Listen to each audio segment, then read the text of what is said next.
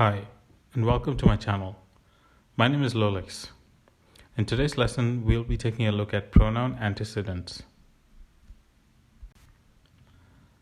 An antecedent is the noun or phrase that a pronoun is replacing.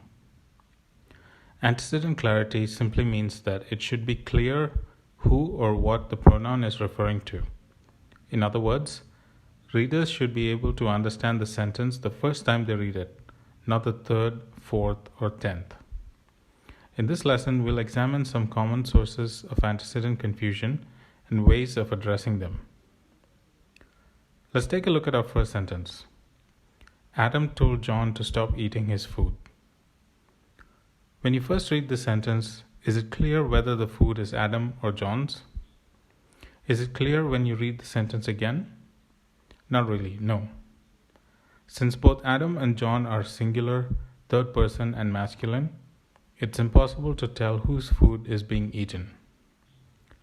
Let's assume the food is Adam's. Adam told John to stop eating Adam's food. Or, John was eating Adam's food. Adam told him to stop it.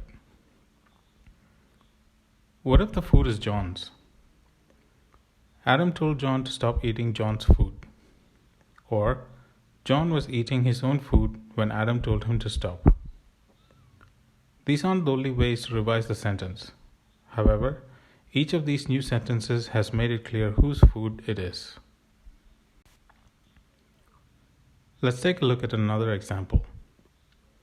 Catherine was really excited to try French cuisine during her semester abroad.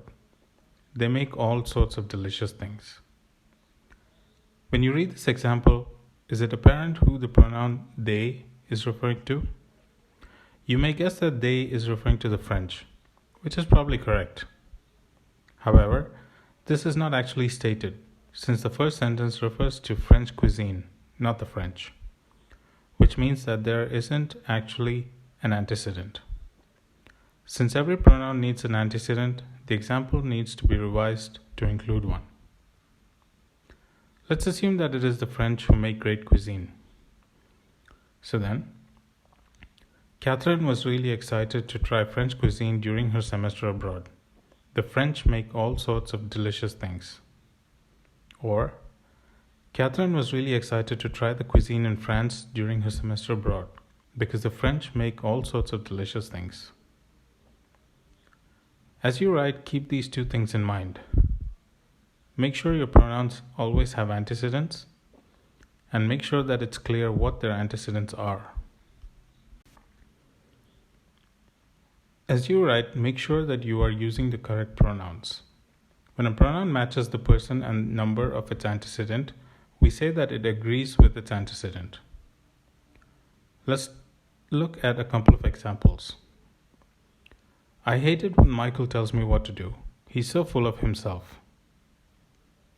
The Johnsons are shouting again. I swear you could hear them from across town.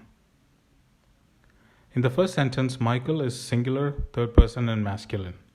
The pronouns he and himself are also singular, third person, and masculine, so they agree. In the second sentence, the Johnsons is plural and third person. The pronoun them is also plural and third person. When you choose a pronoun, you also need to make sure that you use the correct case. The case of your pronoun should match its role in the sentence. For example, if your pronoun is doing an action, it should be a subject. He runs every morning.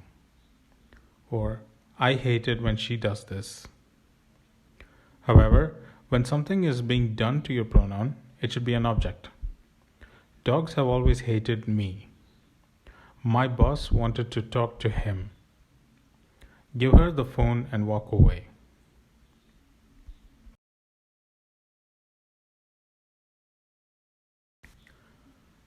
Some of the trickiest agreements are with indefinite pronouns.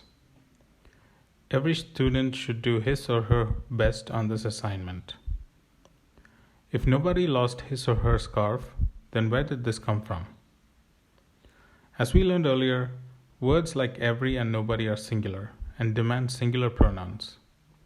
Here are some words that fall into this category. You can pause the video here to take a look at them.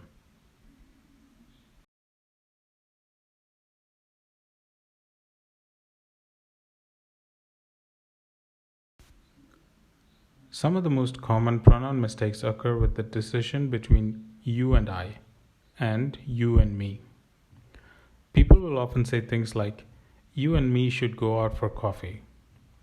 Or thinking back on the rule that it should be you and I, they will say, Susan assigned the task to both you and I.